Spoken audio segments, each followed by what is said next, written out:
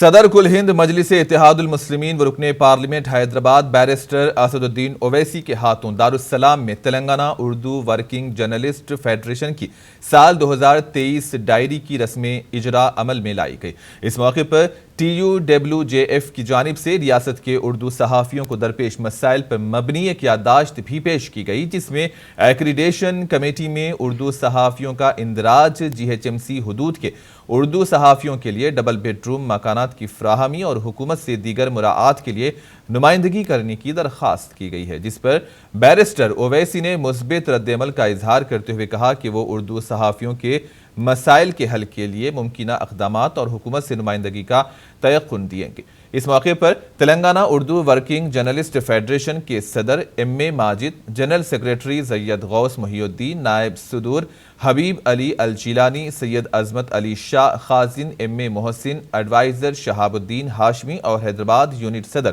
محمد آصف علی اور دیگر بھی موجود تھے۔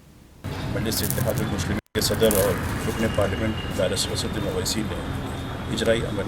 ان کے ہاتھوں اجرائی عمل میں آئی۔ دراصل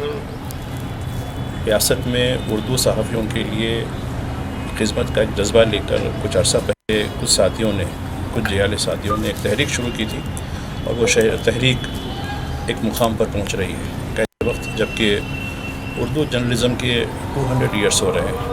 اور ان حالات میں اردو صحافت کو اور اردو جرنلزم سے جو جڑے لوگ ہیں ان کو حوصلہ دینے کے لیے، ان کو امپاور کرنے کے لیے ایک اقدام کیا گیا ہے، اور اس سلسلے میں مختلف ٹریننگ پروگرامز اور کئی سینئر صحافیوں کو ان کو اہمیت اور ان کو سمان پیش کرنے کا بھی کام شروع کیا گیا ہے۔